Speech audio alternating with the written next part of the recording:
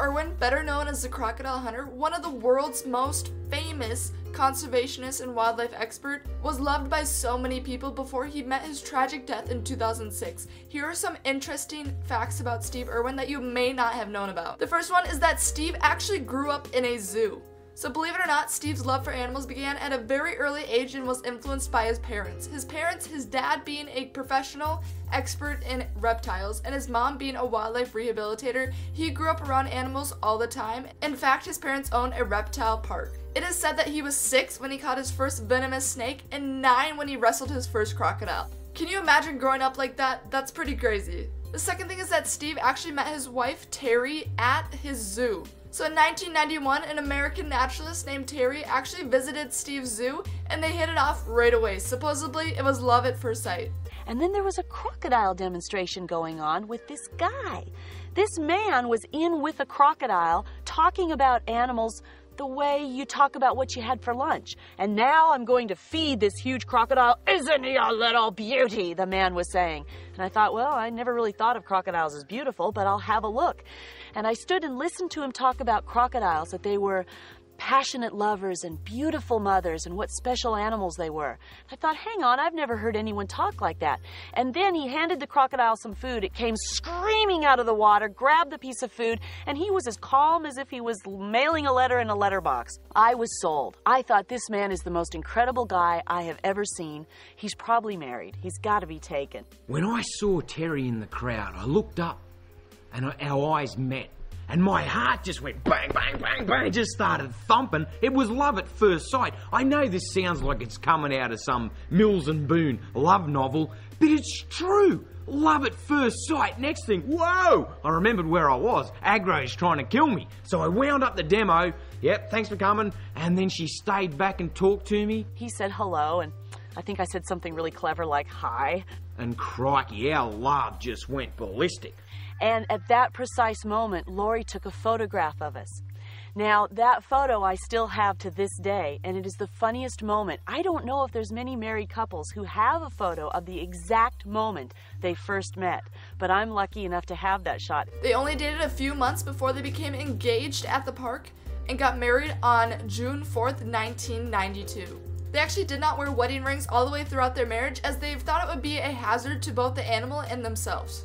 During their honeymoon, they spent their time trapping crocodiles together. What a romantic way to start off your marriage. The footage that they recorded on their honeymoon was actually the first episodes of the Crocodile Hunter series on TV. The third thing is that Steve was a very good father, having 2 children, Bindi and Robert. Bindi was actually named after Steve's favorite animal, a saltwater crocodile. As well, Robert was named after Steve's dad, Bob, and Terri's father, Clarence. Steve actually got into some hot water with his son, Robert. When he was holding Robert as an infant while feeding a crocodile, some people actually claimed that it was child abuse, filing claims against him. Authorities did not press any charges because Steve denied any allegations, saying that the child was never in any danger. The next fact that you may not know about is that Steve was also trained in martial arts. Steve had to stay in shape due to his job being physically demanding. As well, when he was not doing martial arts or working at his job, he also loved staying fit by jet skiing. Another fact is that he discovered a new turtle species. The turtle species is a freshwater snapping turtle that was discovered by Steve and his father in 1990. This turtle boasts the scientific name of Elsia irwini. The scientific name translates to Irwin's turtle. This turtle has a yellowish white head. It's a freshwater turtle and it actually breathes through its anus. Now this next fact may surprise you, is that he was actually afraid of parrots and hippos. Now the hippos I completely get, as hippos are way more dangerous than crocodiles, but the thing that gets me is that he was also afraid of parrots. Over the years, supposedly, he had some really bad parrot bites, almost nearly tearing his nose and fingers off. I totally understand Steve there, as parrots are completely terrifying. I actually have a bite to prove it. This fact is probably not a surprise, that Steve Irwin was really into conservation. One thing though is that he founded the Steve Irwin Conservation Foundation, renamed to the Wildlife Warriors.